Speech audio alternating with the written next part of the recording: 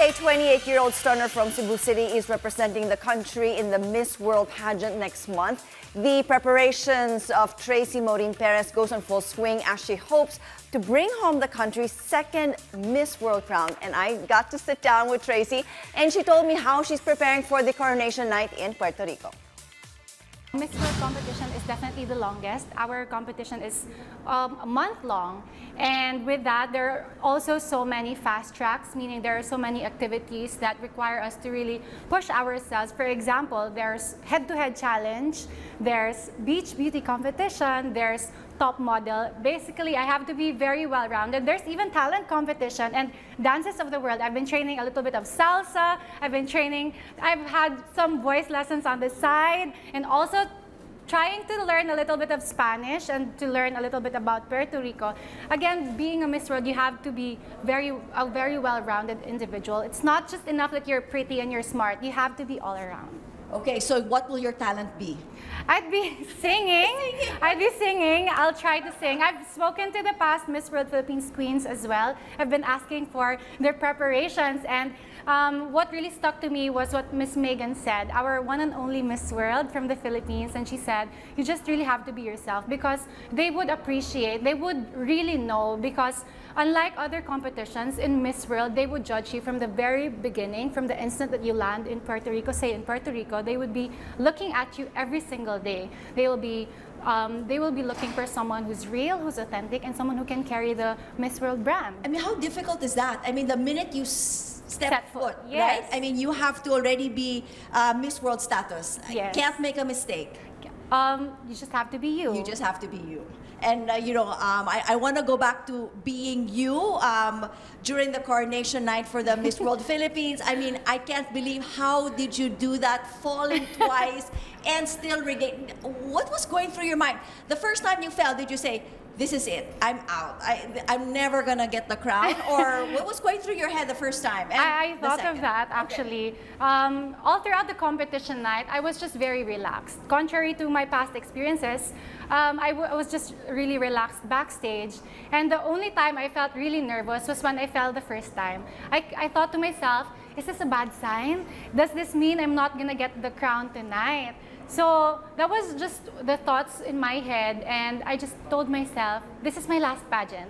This is my last try, and definitely I have to get back up there and just smile, because it's already there, it's out there. I can never replace that, I cannot erase that, but might as well just own the experience, own it, and just keep smiling.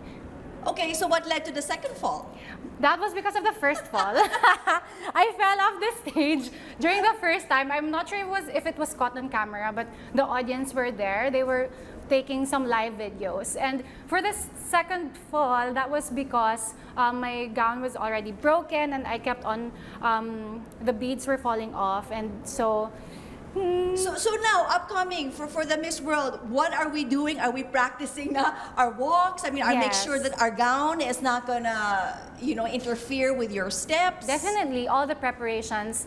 I think the Miss World Philippines preparation is already, it's also a practice, a training ground for the Miss World competition itself, because it's basically the same format. So I've been training with the same mentors, with my pasarela, with my Q&A, and just additional for my dances of the world. That's gonna be for the national costume, and a little bit of salsa, because we'll be having some salsa nights in Puerto Rico. So everything, all those preparations, I'm trying to learn every single thing. Give us a sneak peek on the gown and the national costume. What are you allowed to share and say? Maybe some details, I think I'm allowed. For the national costume, it's still gonna be the same designer from Cebu, Miss Axel. And for the top model gown, it's from the same designer also, Tito Pablo Mendez, Tito Ricoy. Thank you so much for always supporting me. And for my final gown, it's also from a Cebu designer. I'm not sure if I'm allowed to say yet, but it's currently in the works. I don't have the final gown yet, but it's already. Is there a particular color, a particular look for both the national costume and for the evening gown? For the look, we're still gonna finalize everything. We have pegs already, but it's different when you have the actual photos and the actual look that I will be doing myself, because the hair and makeup, it will be all me. So I'll have to practice every single thing. And I think my team already knows what looks best for me. I myself, I know my best angles. I know what works for me and what doesn't work for me. So we'll continue with the same plans that we've had for Miss World Philippines. So for the pageant, what would you say would be your advantage or your strongest point that you know that, okay, I think I got this?